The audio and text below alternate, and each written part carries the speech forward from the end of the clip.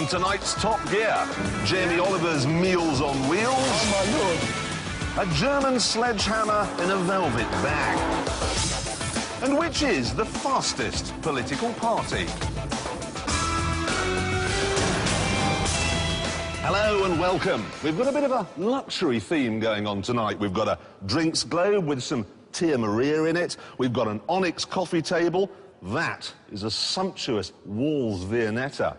And appropriately enough, that is the new Rolls-Royce Phantom. Have you ever seen anything quite so enormous? I mean, look at this. This is the wheel from our Suzuki Liana. Now compare it, if you will, to the wheel of Rolls-Royce. And that is its engine, a 6.7-litre V12. The last time I was in anything that had an engine that big, it had a captain. Everything about this car is vast. So, to test it, I took it to the home of that other great automotive colossus, John Prescott. I went to Hull.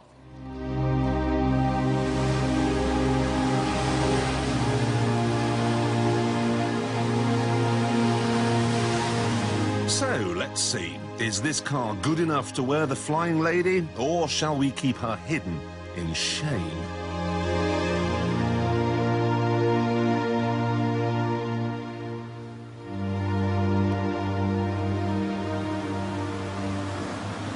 This is nice. Instead of a rev counter, I've got a power reserve dial.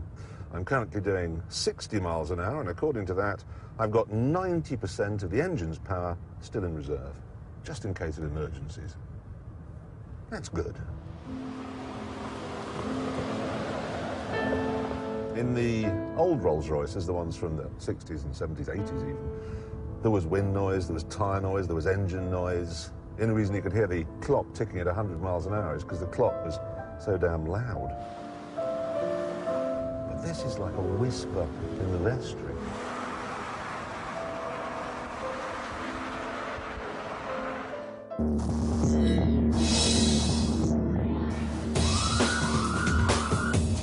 It's a frugal car too. I drove it up to Yorkshire yesterday and got 18 miles to the gallon.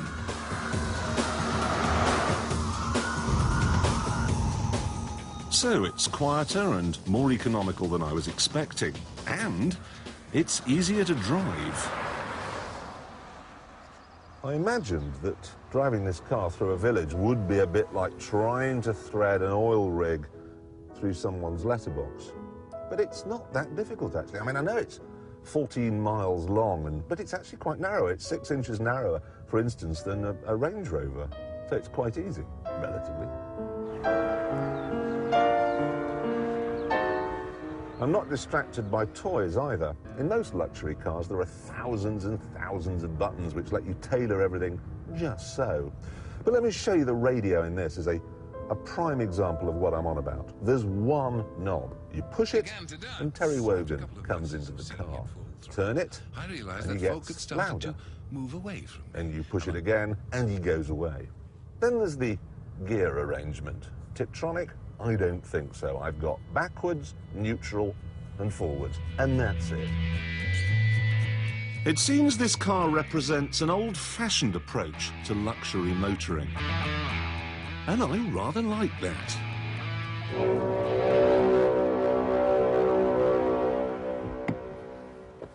Normally, I must be honest, I don't find the doors on a car particularly interesting, unless it doesn't have any. But look at this. Not only does this open backwards, but in here we find an umbrella. Rolls-Royce is making a big deal about this, and I'm not entirely certain why, because you get exactly the same thing on a Skoda Superb. It's the only thing that's superb about it. Inside, I simply push this button here to close the door, because obviously I can't be bothered to do it myself, and then I'm cocooned in this world of elegant simplicity. I love this leather work here and the aluminium. Look at this Art Deco lighting here and in the door handles and in the roof. That is fabulous. Then you've got the thick carpets and these picnic tables. You might think that the back is the best place to be. Calming. Nice. But actually, the Rolls is amazingly good fun to drive.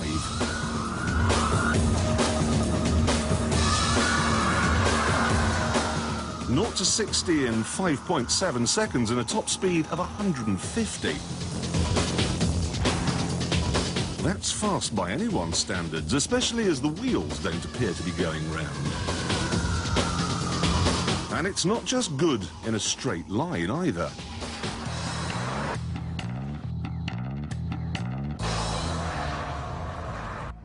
Don't misunderstand me, it's pretty far from sporty, but it's not a hovercraft either. I didn't want to like this car. I wanted to say it was too big, too German, too vulgar. But it's completely won me over. Ever since it began, Rolls-Royce has been saying that it makes the best car in the world. Now, for 80 years, that hasn't really been the case. It is now, though.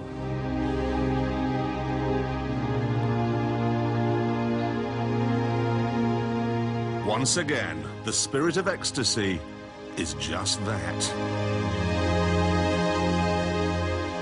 And here we are at journey's end, the real reason for coming to Hull, the Humber Bridge. For 17 years, the longest suspension bridge in the world.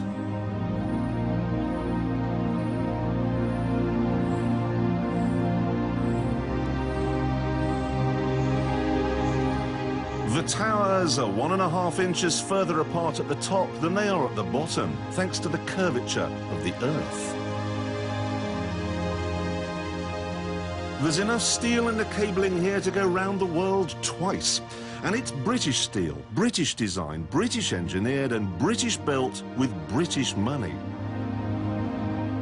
We have the talent in this country to make stuff like this. So, why can't we do it today?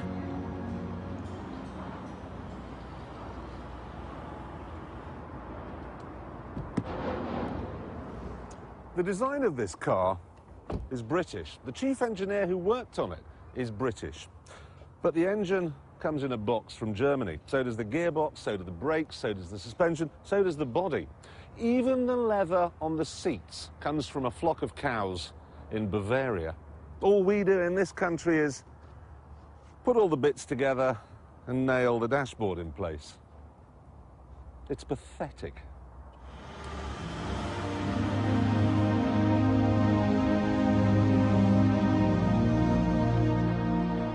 This is a great car, an awesome car, a bit showy perhaps and hard to park, but mostly a majestic, inspiring, serene and glorious blend of style and engineering.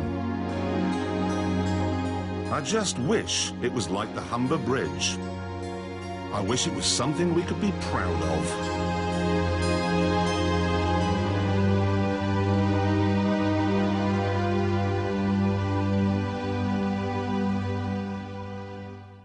Well, thanks, Jeremy. You've made me feel really good about being British and stupid. And useless. I know, I'm sorry about that. The thing is, the British and the Germans together can actually do some pretty good stuff, I think. What about the new Mini? Yeah. What about the new Range Rover? And this? You're absolutely right. You are right, actually. Germans left to their own devices, I mean, they're useless. They'll be in a pair of leather shorts, off down with some music to design a Mercedes Maybach. Now that's, yeah, Maybach's a good case in point. It costs the same as this, £250,000. It's about the same size as this.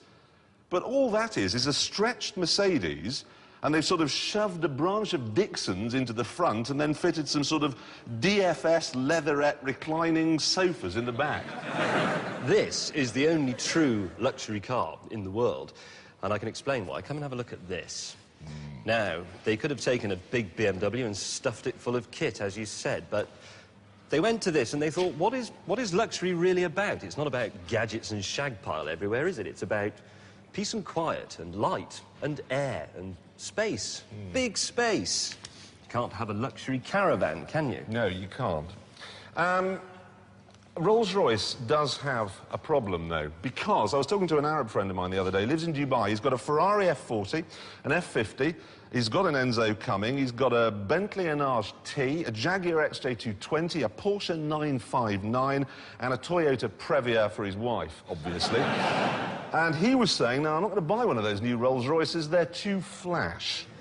He's right, because I look at that beautiful, half-naked woman on the top of that radiator grille, and do you know what pops into my head? What? Jimmy Savile.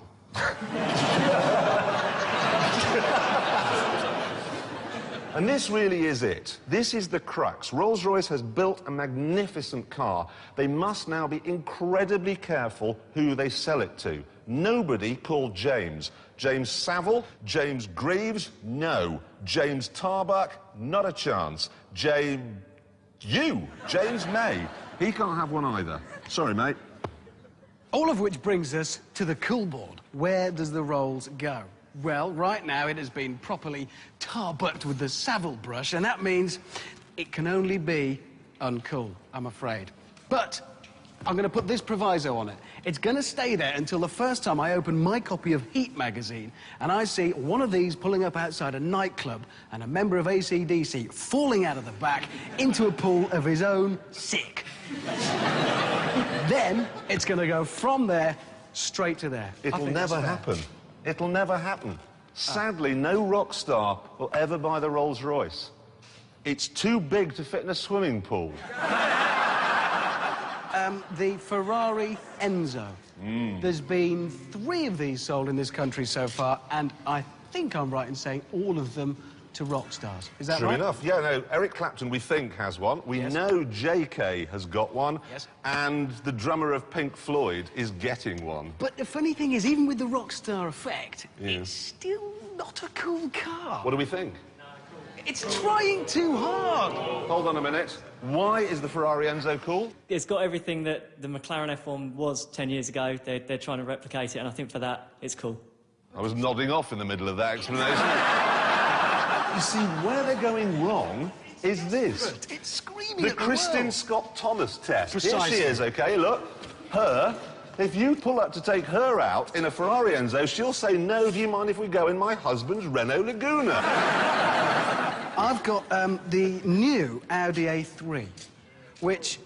No, that's uncool. Hold on a minute. There's a man here I happen to know has an A3. They're wonderful cars to drive.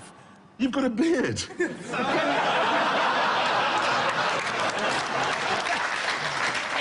If you're going to have an Audi, buy an Audi, not a VW Golf that looks like an Audi. I'm sorry, I believe that to be an uncool car. No, it isn't. It's a It's cool car. uncool. No, I'm sorry. I know he's got a beard. He's got the... I think that's a cool car. That is so wrong. No, it isn't. It's cool. And if you want to do something about it...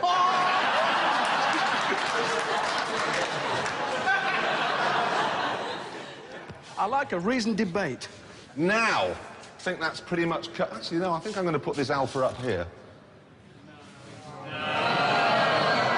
Yes. Yes. Thank you. Yes.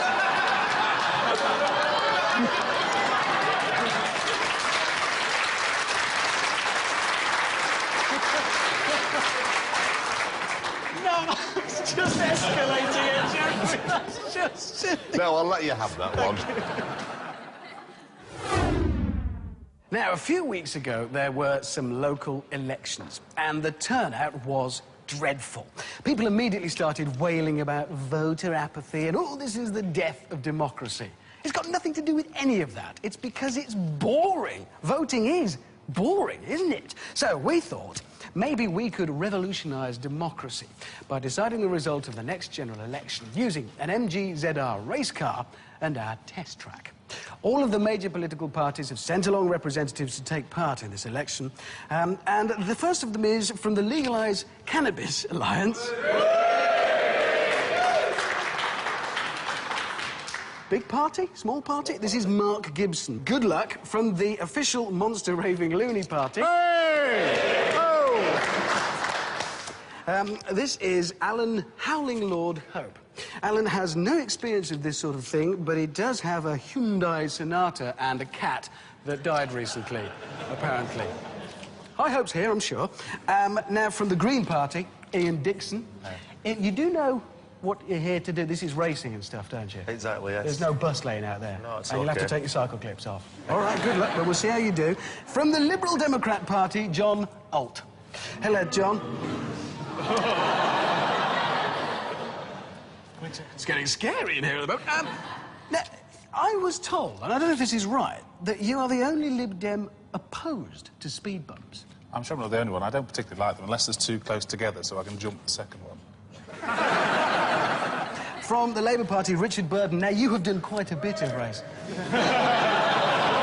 Well, it's one. That's good. You're doing well, mate.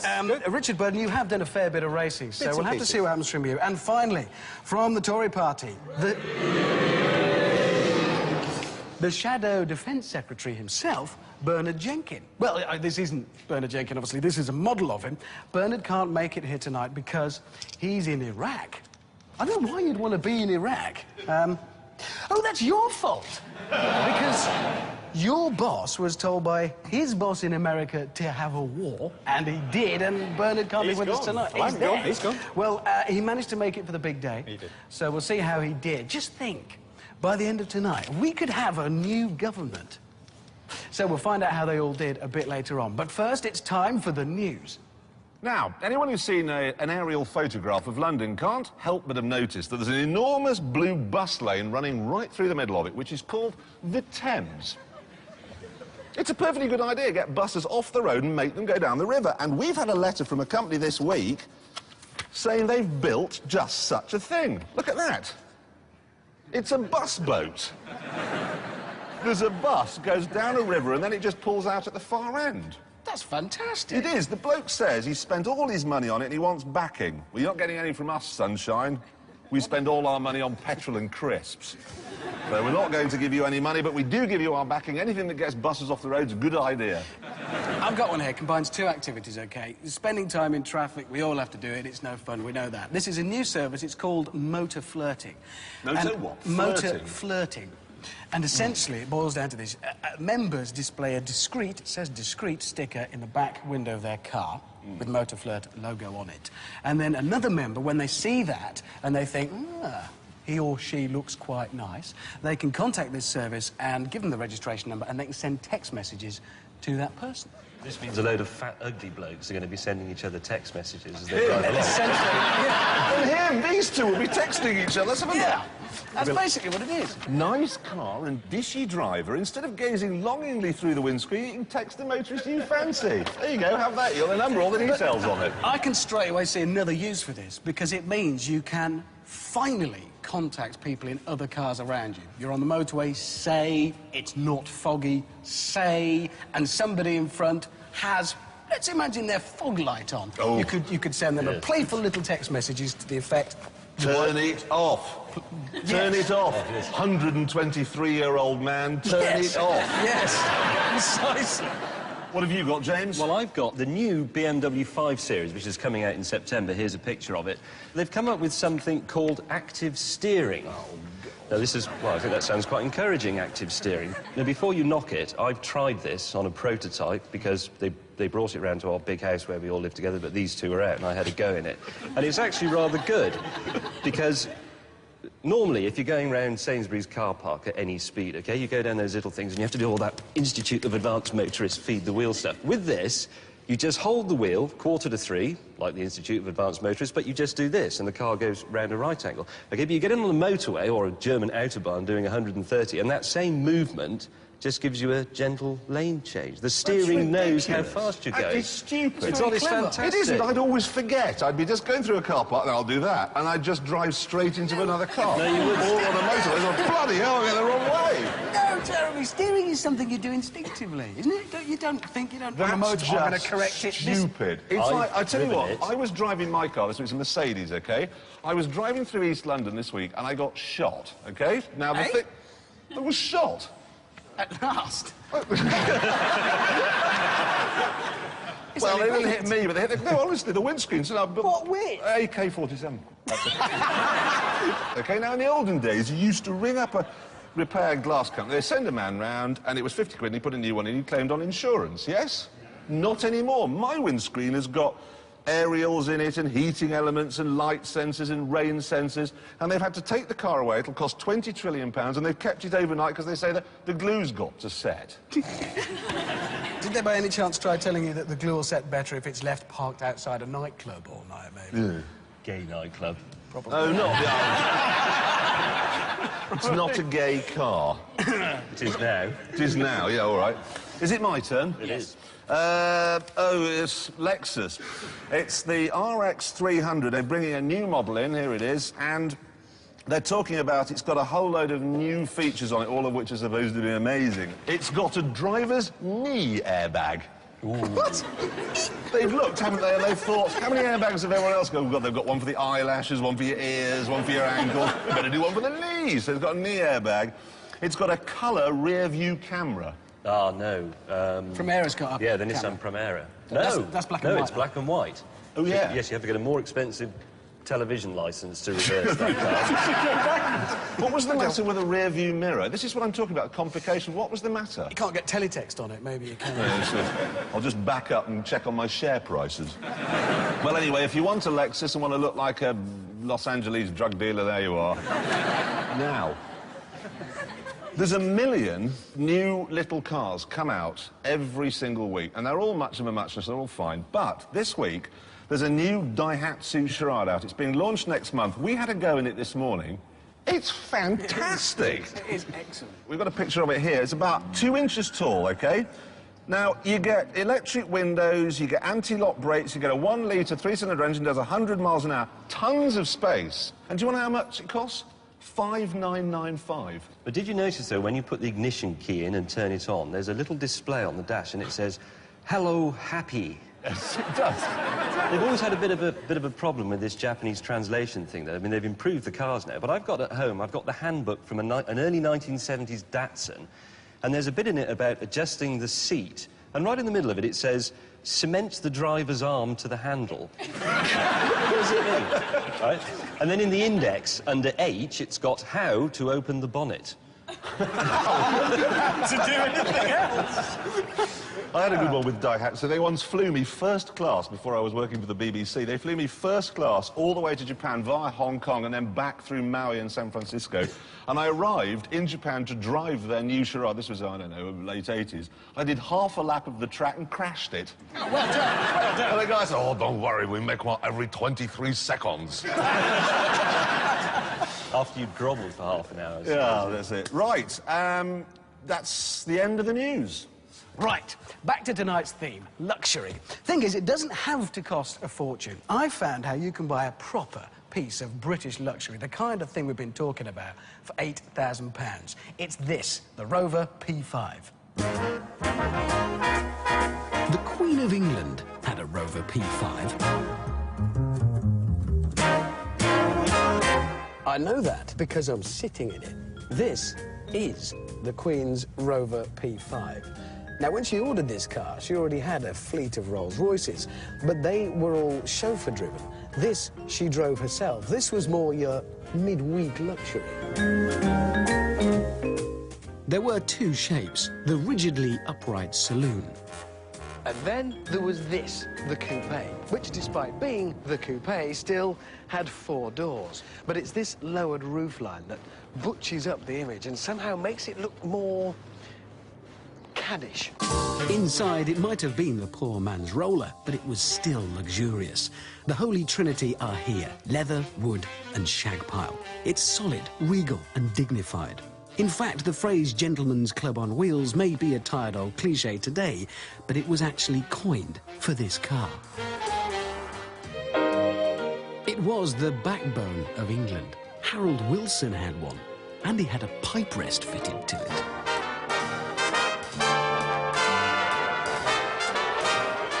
Maggie Thatcher, when she was driving around shouting at trade unionists, she had one. But underneath all that cosy tradition, there was modernity, because this was the first time Rover built a car using a monocoque shell. But when it first arrived, it could have handled worse than a sumo wrestler at a roller disco, because it barely had enough power to challenge even the most rotten of chassis. It struggled along with Rover's flaccid 3-litre straight six between 1958 and 1967. And yet the P5, well, it would do 60 miles an hour, but it took 17 seconds to get there. And yes, it would do 100 miles an hour, but not without a fight. Then in 1967, the Rover P5 finally got the engine it deserved, and the Rover 3.5-litre V8 was born. The old girl finally had enough grunt to shake the rough shag out of Wilson's pipe. It does make a nice noise.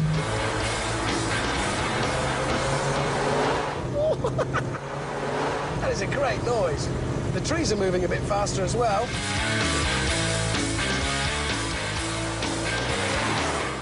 Shame, really, because it all happened in the same year that his Transport Minister, Barbara Castle, introduced the 70 miles an hour speed limit.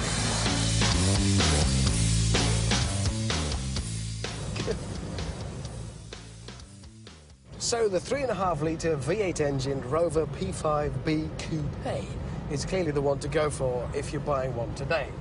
And I think you should, because you can get a really good one for £7,000, £8,000, and a really, really good one if you're prepared to get closer to £10,000, £11,000. I mean, sure, like an elderly relative, it will need occasional care and attention. You'll have to keep an eye on it.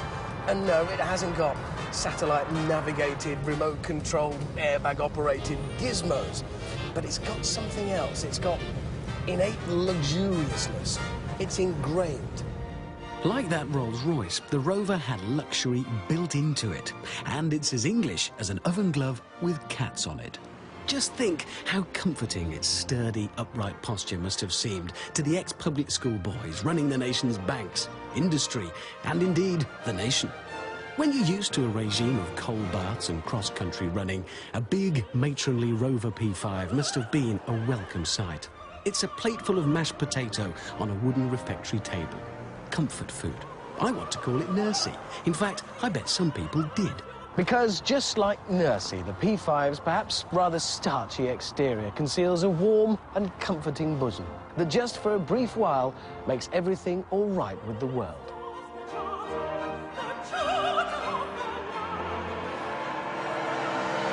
Now, last weekend, Channel 4 ran a programme and named the 100 worst Britons. I was a deserving 66th. But my guest tonight thrashed me. So please welcome Britain's 28th worst person, Jamie Oliver.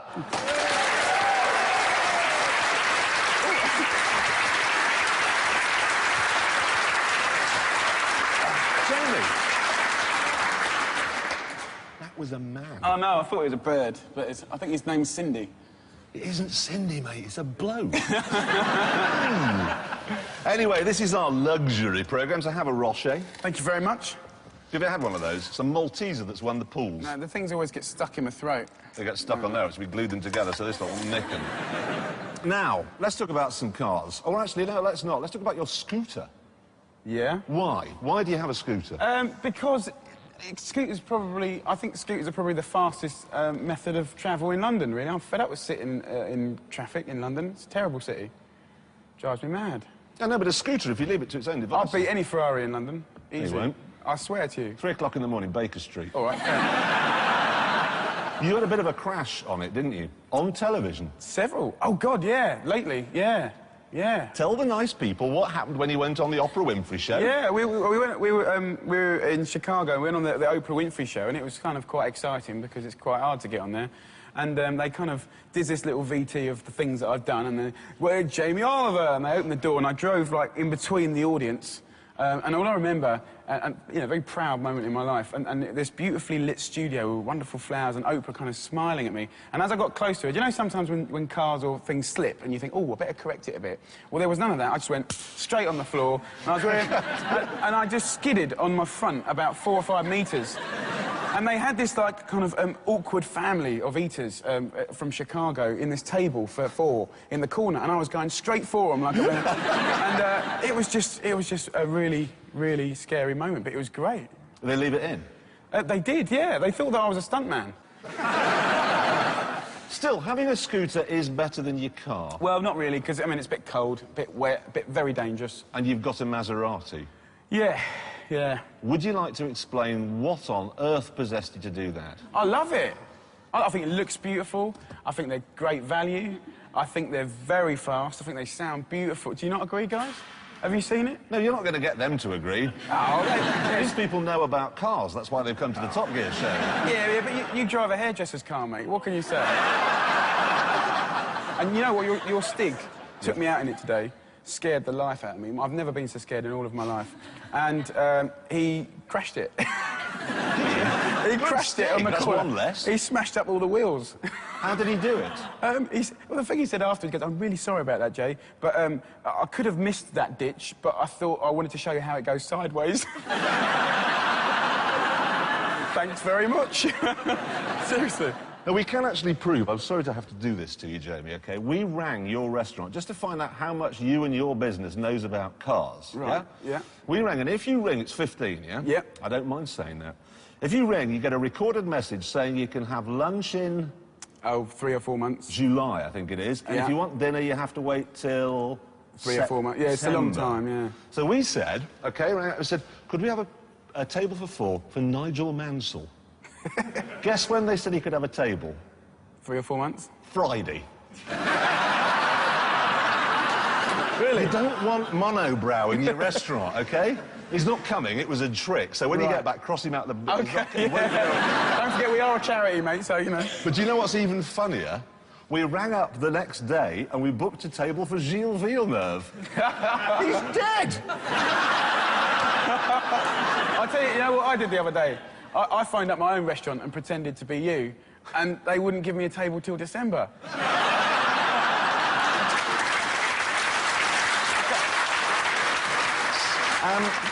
Are you... I mean, you're an Essex boy, yeah? Yes. Do you do the Essex thing with cars? I mean, you tart them up and so on? I don't know what it is. I don't know, I think it's a lead in the water or something, but, like, basically everyone buys really dodgy cars and does them up with spoilers and I mean, at one point, I think my car was worth 800 quid and my stereo was worth 1,300 quid. So it's just pathetic, but I was there, so I'm guilty. And you're still at it, of course, today, really. You claim to have grown up, but you've got a camper van. Oh, yeah, yeah. But it's not a normal camper van. It's a beautiful thing, yeah. What? Just talk us through it. We've got it. It's there. Yeah. It's there. It's behind us. Look. Over Yeah, there. I love it dearly. I just wish it worked more, you know, reliably. What have you done to that then? Well, it kept it looking pretty original, but I've got like, you know, all the little bits and pieces in it. Pull-out double bed, a kitchen in the back, you know, TV, DVD, and all that sort of stuff. But most importantly, I've got a Porsche 3.6-litre engine in the back, which is... This is it, OK? We had this brilliant idea where we thought we'd see if Jamie could do some cooking in his van while going round our track with the Stig driving. Anyone want to see what happened? I'd love to. Yes. What we're going to make today is a beautiful salad of mozzarella, fig, rocket, mint, all those beautiful things. I want to tear up my mozzarella. I want to take the tips off of my figs. Oh, my Lord. And what I want to do is put a little olive oil in.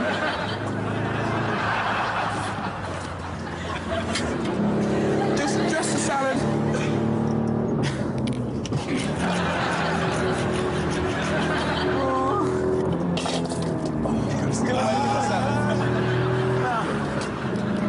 Basically, if you toss this up and put that on there, right, hopefully it'll look nice.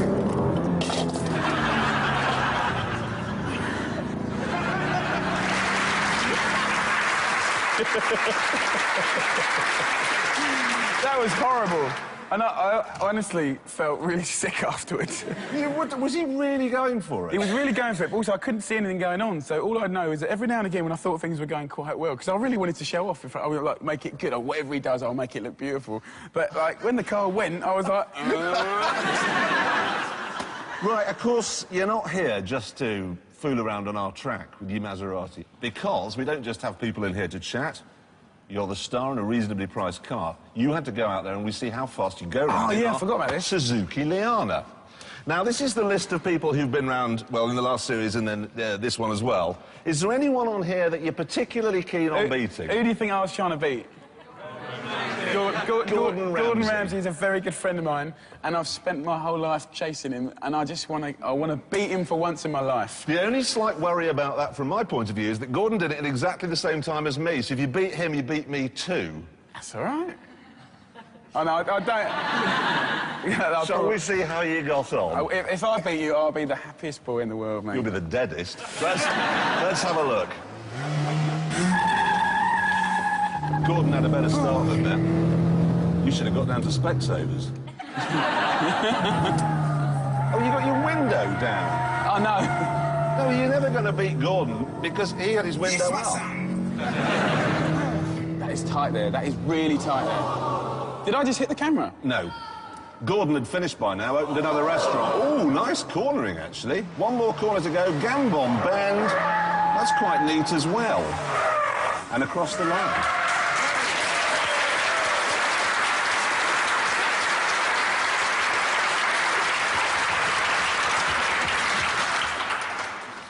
So, you wanted to beat Gordon Ramsay? Yes, please. Who's here, OK? Please, Gordon, this is an important thing for me. You've got your Michelin star, this is mine. Yeah, he's got more than one Michelin star. All right, he's got several. OK, Jamie, Oliver, you've got to beat 1 minute 50. Yeah.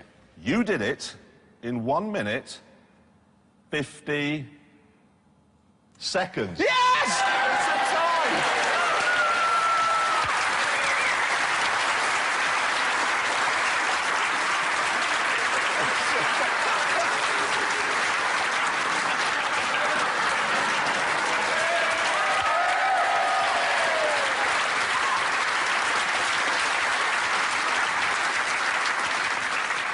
You needn't think it'll look like that next week. Have a bottle of Baby Shan since it's on Luxury programme, and thank you very much for coming. You have been brilliant. Thank you very much. Ladies and gentlemen, Jamie Oliver. That's great.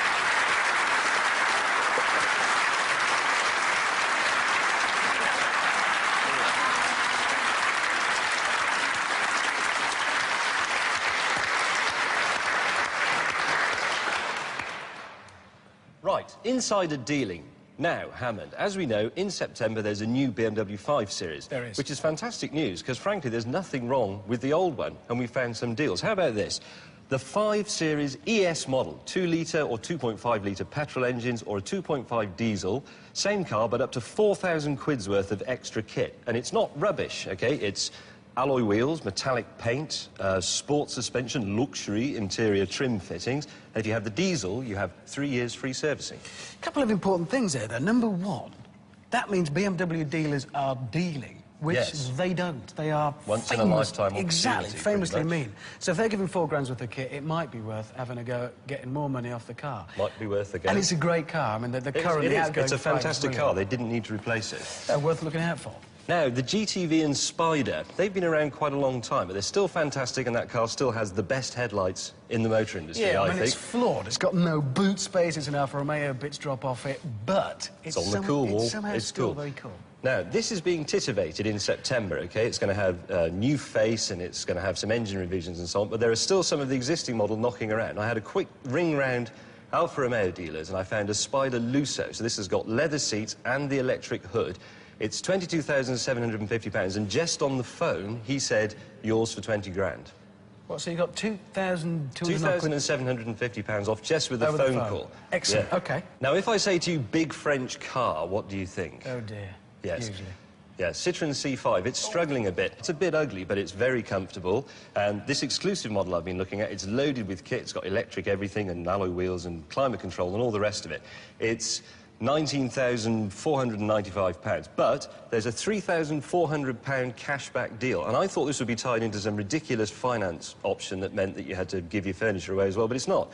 If you go in a dealer and buy it with your Switch card, you still get the £3,400 cashback. So let's say it's a 16 grand car. All of a sudden... So you're getting a 16 grand at that, and it's big. It's big. It's ugly. Full of kit. It's ugly. If that was the equivalent Mondeo, that would be a 21 grand. Nearly 21,000. Yeah, that's not actually bad. not. It's quite a smart buy, that. James, thank you very much. Right. This is the performance car yardstick. It's the BMW M3. You can use it every day, or you can take it to a track and it'll set your trousers on fire. A couple of things you might like to know. Obviously, you've got to avoid the sequential gearbox, which is rubbish and ruins the whole thing. And one other thing to avoid. Anyone want to guess? The colour. I mean, you've got... Well, I won't have the red one, I won't have the blue one, I won't have the black... I'll have bile yellow. So you avoid that, you avoid the gearbox, and then really, you can't do better. Or can you? This is the new Audi S4. It doesn't look like much, but they've put a V8 under the bonnet. A big one, 4.2 litres. They've given it more doors than the BMW and more grip in the shape of four-wheel drive. And then there's the price. At £36,000, it's £3,000 less than the M3.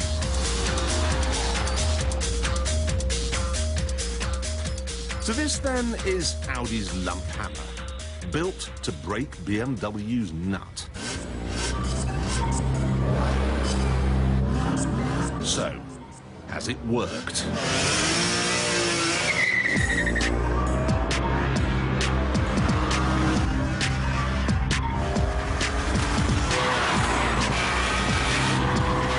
Amazingly, despite all Audi's hard work in a simple straight-line race down our runway, this was the result. You see, although the Audi has 1,000 more cc's and 2 more cylinders, it only develops 1 more brake horsepower than the lighter BMW. But what happens when the road gets twisty?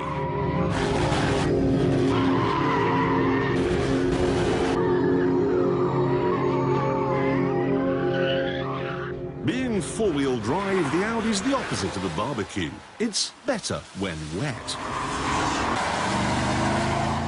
But it's also very good in the dry. The handling is absolutely sublime.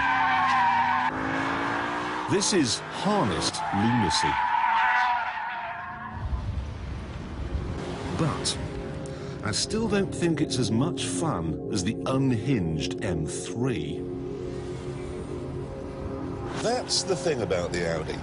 The engine is a masterpiece. It really is. And it's beautifully made and very safe. But in terms of sheer entertainment, it's like a dinner party. Civilised conversation, glass of wine, bit of Sade on the stereo.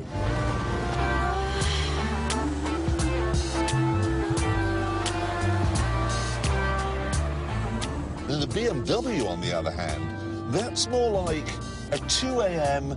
Ibiza beach barbecue.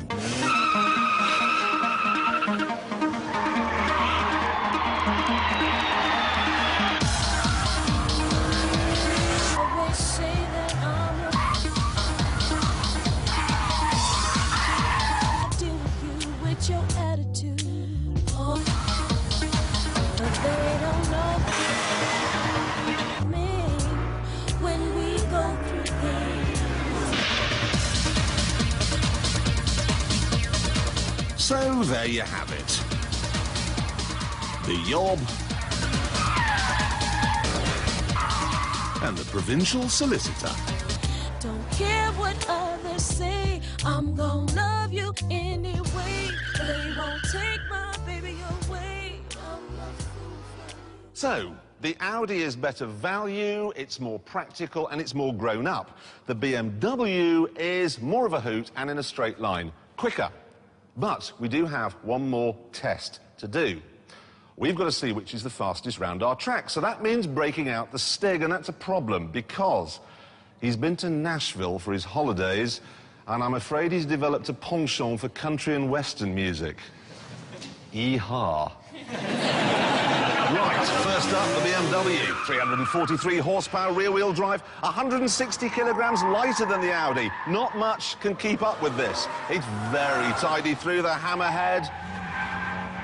And that is seriously quick through the follow-through. The S4 will need to be pretty special to get close to this. And here is the Audi. Four-wheel drive, remember, and oh dear, what is the stick listening to? Fire, the ring of fire. Into Chicago, looking good so far. A little bit of understeer, but that's not really slowed him down. Now it's the Hammerhead. This is the real test for heavy cars like the S4. Will it run wide? No, he's kept it in check. God. As he blasts into the follow-through. That is seriously quick car. Fantastic V8 engine. Almost as good as the BMWs. He's only got one more corner to go. It's Gambon. He's running very wide. And he's across the line in. Well, actually, we're going to have to do the BMW time first. That did it in 1 minute, 31.8, quicker than an Esprit V8, which is impressive.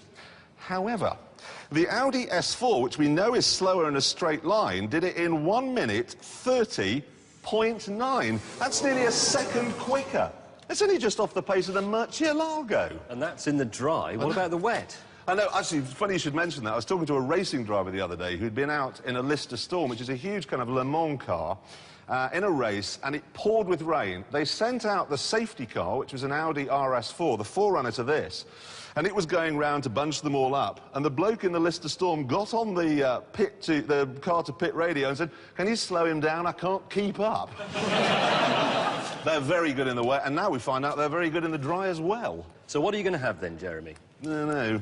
I still maintain for one lap of a track, the M3 is the one I'd choose, but every day... The Audi. The Audi. Both of us.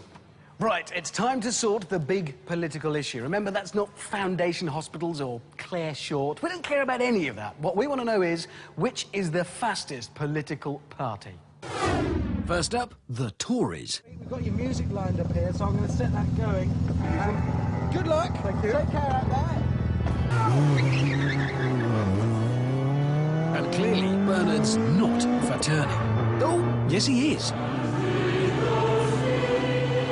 Is it me, or is that the naffest PA I've ever heard? A pretty good performance from the Tories, but he could still lose his deposit. Now, hold on, I've just got to bring everything to a brief stop there, OK, because there has been a complaint. In fact, Ian Duncan Smith is apparently going to send a letter to Greg Dyke complaining that the BBC is biased against the Tory party. Now, the BBC is taking this very seriously. And so are we. So, we saw Bernard Jenkin, the Tory there, go around our nice, dry test track and set his time. Then we made the other candidates wait a little bit, until this happened.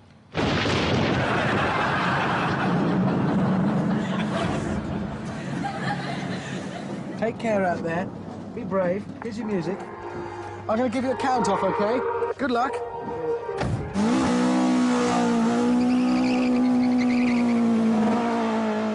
you not think for Lib Dem that was very, you know, we went that way and that was it? Straight down the middle. Do you think? Yeah. I thought it was really decided for Lib Dem. And a well-thought campaign there. But is it a safe seat? I don't even have a driving licence. I can't drive. Oh, dear.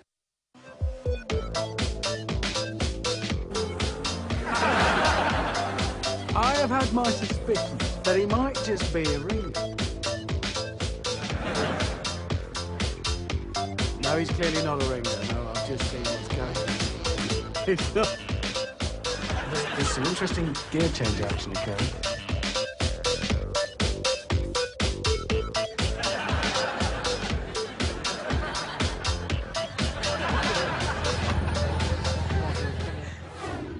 Could this be a wasted vote? Oh, yeah. That's very chill. Right, fire it up.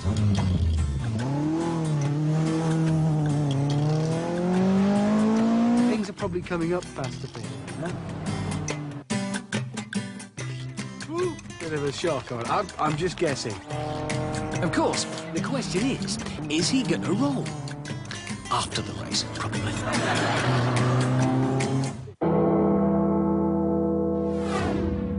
The Greens. Watch out for rabbits and stuff. Thank you. I'm going to stop If I taking do, I'll bring it back. Would you? I'm going to stop taking the mick. I'm going to leave you to do your job. Here's your music. This will make you feel better. Lovely. Good luck. world's first ecologically sound wheel spin. He kept his indicator on. Yeah. I don't suppose that'll slow him up any, will it?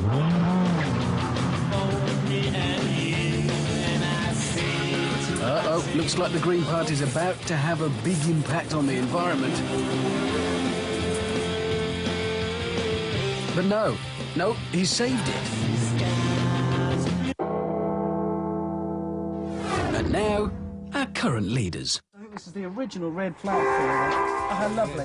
Start your engine, I'll give you a count off.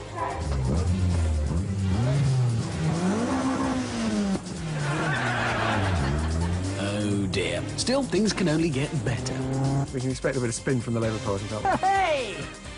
Well, there's no spin, but typically Labour don't know whether to go to the left or the right of the line. But after that, he was soon back on message.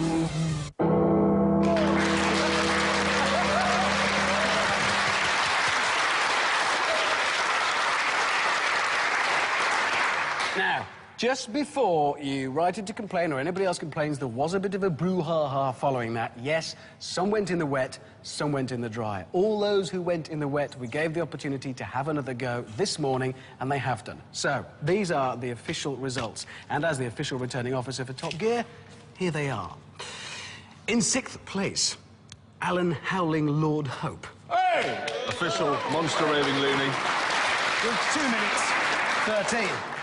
In 5th place, Bernard Jenkin MP. Conservative.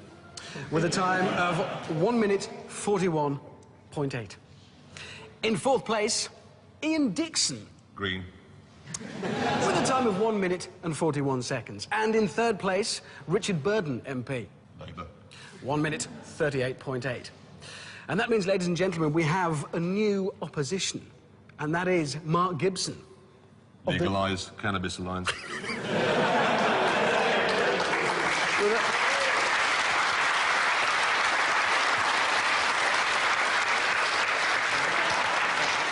Who'd have thunk it, with a time of 1 minute 36.5. And we have a new government this evening, ladies and gentlemen. To lead that is John Alt. Liberal Democrat. With 1 minute 33.9.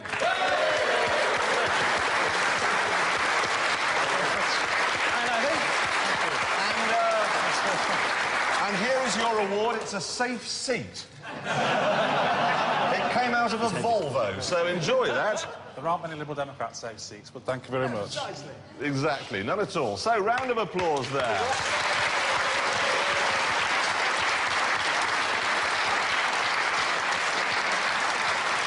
And I believe that's it for this week.